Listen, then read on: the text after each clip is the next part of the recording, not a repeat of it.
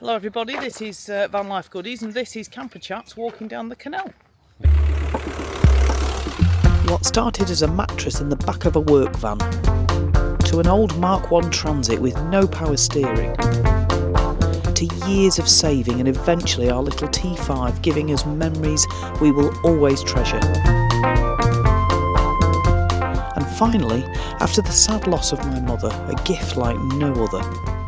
Never in my wildest dreams did I ever think.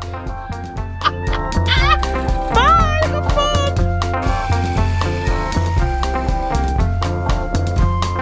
fun! Follow us as we begin the next adventure in our VW Crafter Campervan, sharing our trips along with ideas and product reviews for van life.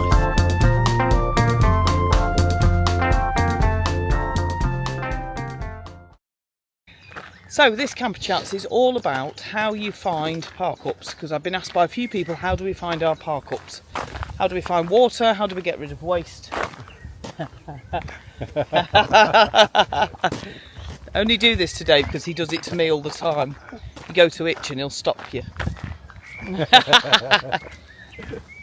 So generally what we do is we head for an area, and before we head to that area we have a look around on Park4night, which is an app. And we have a look for generally 4 or 5 star park-ups, which if you pay the £10 for the year, I think there's more of them. We try to go for park-ups that have the little green tree, because they're usually more in the countryside.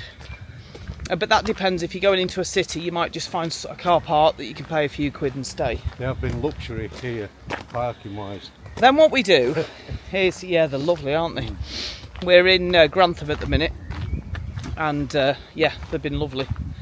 So we then go and look at the images and go onto the Google Maps, which tells you how to get there.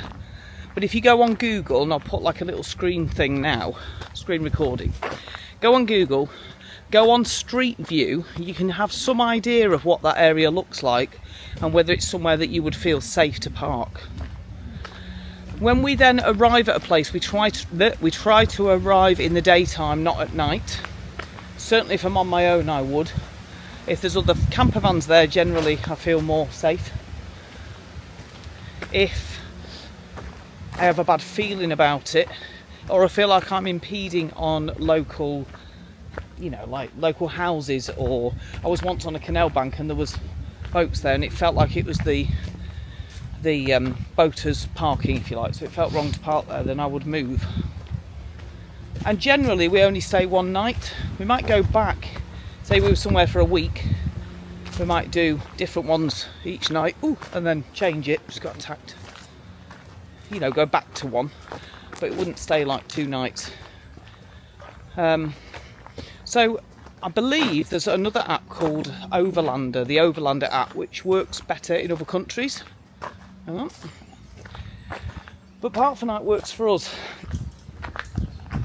So some places that tend to have park-ups, look for, it's not National Trust, not necessarily their car parks. Their car parks when there's like a walk, not when it's like mansions and things. Just one sec. Canals tend to offer nice park-ups and car parks. Where else is kind of sort of like, even just like local parks, if you look at, find your local park where you are. Think about where you live. Think about your local park. There's probably a car park there that doesn't have a ticket machine, and if you stayed there overnight no one would care. So I think it's worth thinking. Think about your local area. Where could you park? And what is it about that you could perhaps replicate somewhere else, you know? And would the fine exceed the pleasure? Well, this is it. Sometimes when we question, would we get fined here? We sometimes ask ourselves, well, it would probably cost 30-40 quid on a campsite for a couple of nights. Well, each night, so that's 60 quid. So even if you did get a fine, which we've never had, then it would be just the same as being on a campsite, but in a nicer place. So there is that. Anyway, how do you find park-ups? Do you care where you park? What is it you look for? Put in the comments so other people can figure it out. I think the size of your van matters as well. if you've got a little van, it's a lot easier to park than a big, although where we were the other night there was a extra long wheelbase van. Yeah, big long. But that must be harder to find places where you can park without disturbing people, for instance. So that's something to consider. So the most important thing that I've read about stopping overnight is to arrive before dark, and ideally, if you're not sure, leave early, though that never happens for us because we lie in and take our time getting up. I think it depends where you are, doesn't it? If you're somewhere where you could intrude, then you'd get up and move. I was in Birmingham, you were up early and had to go. Well, yes. Didn't want that clean air charge. Clean air charge in Birmingham. We wanted to move before that kicked in again. If you haven't seen that video, I'll put it below. Us staying in Birmingham. Went for a good night out. It's a good night out, Birmingham. It was. Apart from food, you can't find it. No, you can't find food. That's true. And in Manchester, it's everywhere. Yeah, it was very weird. Anyway. Now, as far as rubbish goes, getting rid of rubbish is either Aldi or a Lidl when you go there. Garages. Garages are good for getting rid of rubbish. Try and keep your bags to small bags so that they're easy to get rid of in local bins. As long as you don't do it in Yorkshire, where Dave tried and a woman pulled up and said, "Don't do that, you're going to fill the bin." Wasn't even a big bag. And it was a small bag and it was an empty bin. Anyway, I won't repeat what Dave told her to do. It was a bit silly what she said anyway, so just being respectful. Water, we have just bought water from Lidl today, haven't we? Yeah. You can get water from, some cemeteries do water, but be careful because sometimes it's just a water but water. Some garages, most garages will do water that's from the mains, certainly in the UK, and you know, that's fine to use. Where else do you get water, Dave? In the sky.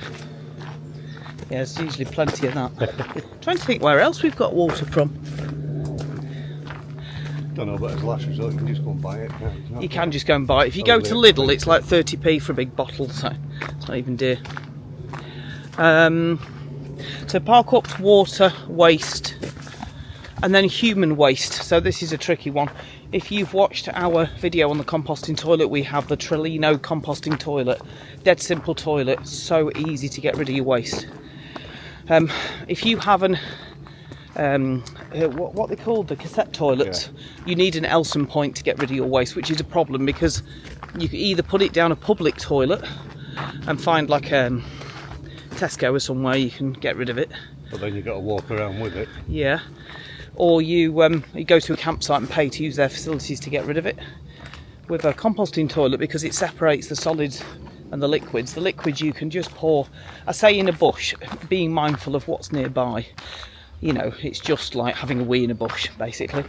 And your waste you just throw away with your normal household waste, or in a dog bin, as long as it's got the dog sign. Yeah, as long as it's got the dog sign and it's in a compostable bag, then it is just considered waste in this country.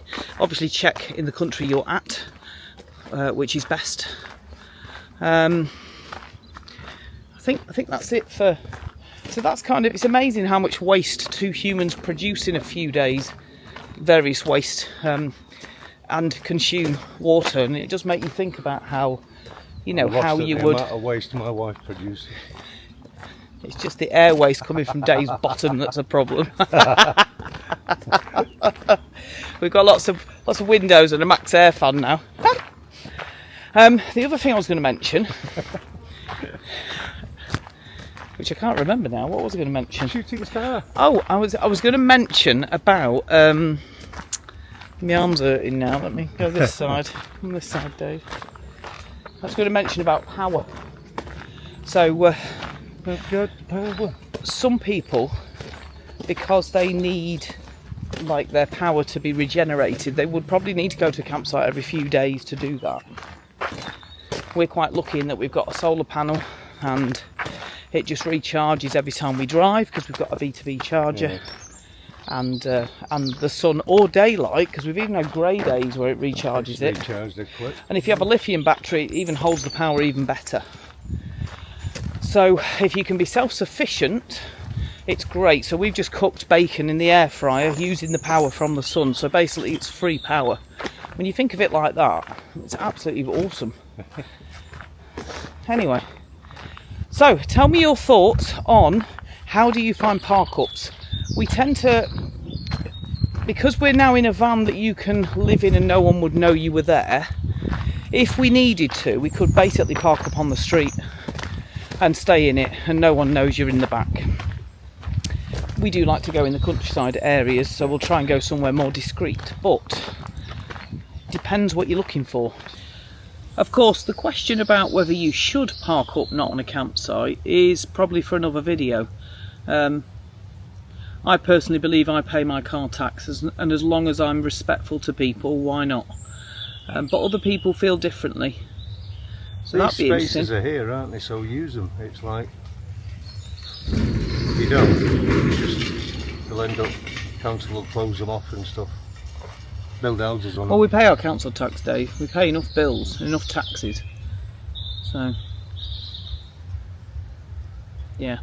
Some people think you should only stay on campsites. Certainly the lady that says, don't use the bins, you'll fill it, probably thinks you should pay 50 quid to stay on a campsite to use their bin. I don't want to be on a campsite next to loads of other people. It's just not our vibe, is it? I think that's the other thing. You don't want to... There's so many few campsites where you can have a campfire and be away from everyone. Yeah. And that's the only reason I'd pay to go on a campsite, so that we can have a fire. Or if we're with the kids. Meeting up with other people. And meeting up with other people, something like that. Yeah, if we're with the kids and they're in pop tents, then we would. But if we're just in the van, exploring an area, and it's like this holiday, we've been in Grantham, haven't we? So what money we have spent, we've spent here.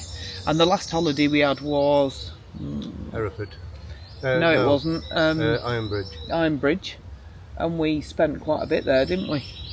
So instead of campsites, and you wouldn't have done if you'd have paid for a campsite, you're like, oh no, I've paid for this, it's, you know, extra money. And it's like when they've got a massive car park in the middle of town and yet they say no overnight parking. Why not? Why do not councils make a little more money? Yeah. Have a little extra security.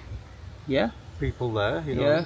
Stops the idiots. If you're a councillor, why do you not allow people to park? Especially in tourist areas. A lot of these little car parks that you find out, little park-ups in places, you always find like baggies and gas bottles and all that crap there, and it's because they're not frequented enough. If somebody was there in a van, I think these boy racers, if you like, come up of a night time, they wouldn't stay there all night doing that. They'd probably pull in, have a look and think, oh, do you know what? There's people here. Yeah, maybe. It Good point. Add a little security element. Yeah. Good point. And provide bins wherever you have a parking space, because inevitably people will walk dogs and leave poo bags, and campervan people will inevitably try and offload a bit of their waste, like, you know. Yeah, but they don't want to have to pay to remove that waste, do they? It's alright saying take it home, but if you're away for a week, where are you going to put it?